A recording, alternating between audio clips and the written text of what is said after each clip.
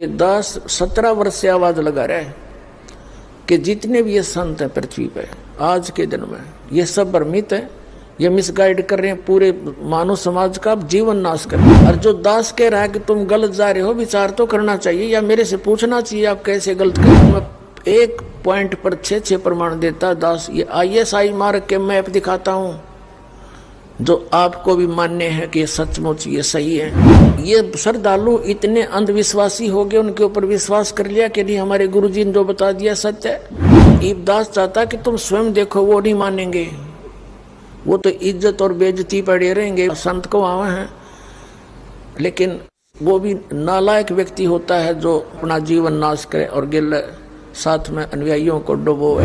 ये दास आज इस अतिथि में होता, मुझे पता लगता कि मेरा ज्ञान गलत है, प्रमाण दे दे कोई, मैं मान लूंगा और सबको कह दूंगा सार्वजनिक तरीके से कि वो ज्ञान सही है भाई मेरे पास क्या।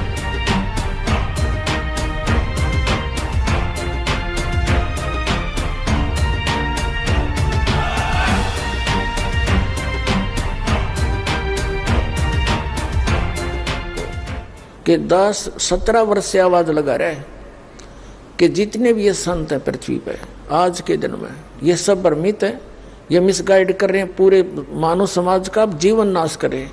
इनके पास कोई आधार नहीं है ज्ञान का, हुआबाई बक रहे हैं, अपने अपने तुक्के लगा रहे हैं, अपनी अपनी साधना बता रहे हैं जिनका कोई आधार नहीं, कोई सदग्रंथ आधार नहीं है।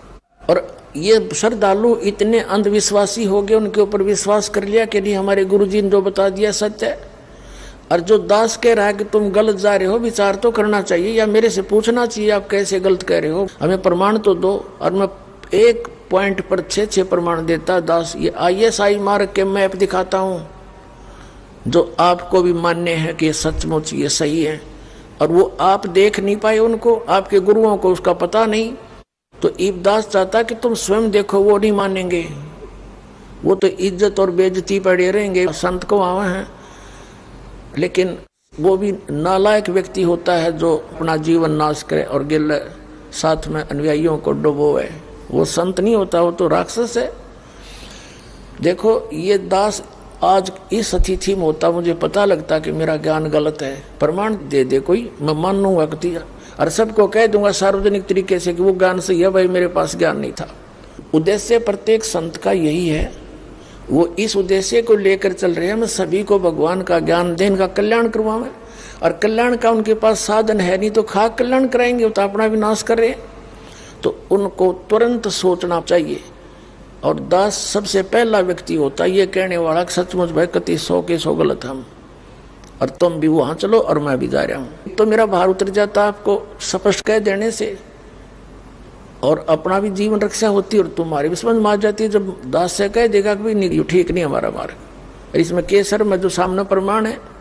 तो अब इन संता के गले मड़गी, इनके अब ये वो सर्प के मुंह में चकचूंदर आ रही है, लेकिन इसको छोड़ देने में अच्छा होगा। खाने से तो कोड लगे, सर्प चकचूंदर ने खा ले, चमगादड़ ने, तो उसका कोड लग जाता है और छोड़ता नो एक तेरी बेइज्जती हो जाएगी। तो अब इनके मुंह में चकचूंदर आ गई, वो चमगादड़ आ गया, लेकिन इसको छोड़ना इनका हित होगा, ना तो इनकी दुर्गति होगी और पाप के भागी बनेंगे। इतनी अनमोल जीवन को नाश करके परमात्मा की दोषी हो जाएंगे। ये इनको उल्टा लटका होगा भगवान वहाँ नरक के अंदर, देख लेना। परमात्मा के इतिहास में लिखा है कि 22 करोड़ ये नकली संत और महंत जो भगवान के बच्चों को भगवान से विमुख कर रहे थे, गलत रास्ता दे रहे थे, उनको 22 करोड़ को नरक में ठोक रखा है। कबीर सागर में लिखा है। और कबीर सागर में कबीर साहब कहते हैं, धर्मदास मैं एक बार उनके पास से गया था, वह सारे रो रहे थे, वह नकली संत और महंत, और हाहाकार मची हुई थी, हमें बचा लो भगवान, हमें बचा लो भगवान, हमसे गलती बन गई। कोई तो कह रहा था जी हमने, क्योंकि परमात्मा प्रत्येक युग में आते हैं और सबसे टकराते हैं वो नकली संतों से कि तुम मत बर्बाद करो अपना जीवन, अरे मेरे बच्चों को मत मिसगाइड करो। लेकिन उस समय ये कतई नहीं मानते, क्योंकि इनकी प्रभुता घनी हो जाती है। और यह प्रभुता परमात्मा के मार्ग में सबसे बड़ी डेंजरस है। परमात्मा कहते हैं प्रभुता को सब जग बजे, प्रभु को बजे ना कोई। हमने प्रभु को बजना चाहिए, प्रभुता नहीं चाहिए इस गंदे लोग की। क्या प्रभुता? यहाँ तो उसकी बढ़िया फोटो लाग रही है, दुनिया पूजा रोड गधा बना फिरन लग रहा है संत, बता क्या प्रभुता हो इसकी। तो पुण्यात्माओं बहुत सावधानी करनी पड़ेगी। ये संतता मानना कोई ना, पर जनता ने जागना पड़ेगा। और जो मानेंगे वो धन भाग उनके, वो तो महापुरुष है। फिर सचमुच जानबूझ साची तजय और करे झूठते ने, और ताकि संगत है प्रभु सोपन में ना दे। जानबूझ के फिर सच्चाई को नहीं ग्रहण करते, उनके लिए कहते हैं उसके दर्शन दस सपने भी ना होने चाहिए ऐसे व्यक्ति के। बगैर ज्ञान के इंसान कुछ भी गलती कर सकता है, और ज्ञान होने के बाद फिर करे वो तो फिर दुष्ट इंसान है। ये दास कोई आधार बनाकर कह रहा है, वो निराधार बातें कह रहे संत जन। आधार कौन कौन किस किस को माना है इस दास ने? पवित्र चारों वेद, ऋग्वेद, यजुर्वेद, सामवेद, अथर्ववेद, पवित्र श्रीमद् भगवत गीता, ये 2 सदग्रंथ हैं। ये हैं भक्ति मार्ग के, और 18 पुराण भी सहयोगी हैं केवल इस ज्ञान को समझने के। तीसरा तो 18 पुराण हो गए। चौथा दास ने आधार बनाया है सच्चिदानंद घनब्रह्म की वाणी, कबीर वाणी। और 5वां आधार बनाया है दास ने जिन महापुरुषों को परमात्मा अपने विधान अनुसार आकर के मिले हैं, और उनको वो सतलोक दिखाया है जहां मालिक रहते हैं और जहां हम पहले रहा करते थे, और उनको फिर वापस छोड़ा अपने गवाह बनाने के लिए, अपना साक्षी बनाने के लिए।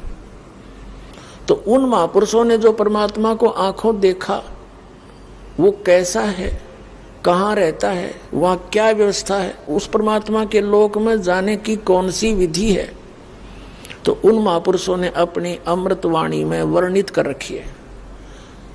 तो इन सभी ग्रंथों, सदग्रंथों को और उन महापुरुषों के अनुभव को दास ने आधार बना के फिर सब महापुरुषों से कहा कि तुम गलत मार्ग पर जा रहे हो, तुम्हारा ज्ञान गलत, तुम्हारा समाधान गलत, फिर और किस लिए भक्ति कर रहे हो? खाक भक्ति है तुम्हारी। फिर जब ज्ञान भी गलत और तुम्हारी भक्ति और भक्ति की विधि भी गलत, फिर काहे के भगत, काहे के संत तुम?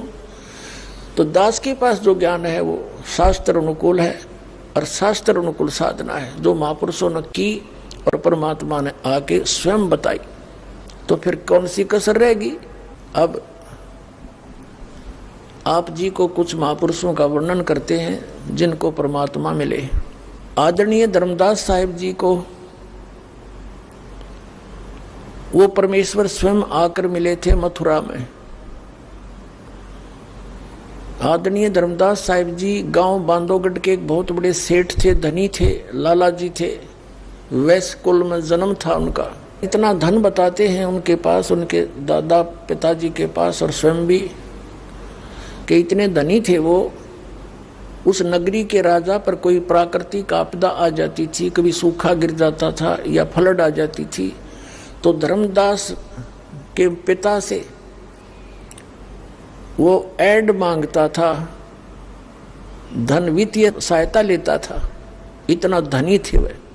राजा का टैक्स तो वो देते ही देते थे, उसके अतिरिक्त भी कुछ ऐड मांगते थे तो वो फ्री दे दिया करते राजा को। ऐसी आपदाओं में कहने का भाव ये नहीं है। देखो पुण्यात्माओं, परमात्मा कबीर जी आए थे, वो एक दानक की जुलाहे की लीला करा करते थे, कपड़ा बुनते थे। अब कपड़ा बुनने में कितना समय लग गया, वह बुनाई मिला करती, एक नाप, 1 पैसा 2 पैसे, हफ्ते 10 दिन में। और कितने गरीबी में एक झोंपड़ी में रहा करते, सारी सृष्टि के रचनहार, सारी सृष्टि के पालनहार, केवल हमें ये दिखाने के लिए कि केवल जाति विशेष या धनी विशेष व्यक्ति ही पार नहीं होगा। जिसके पास सही भक्ति होगी, सत साधना होगी, वो अमीर हो चाहे गरीब, दोनों पार हो जाएंगे।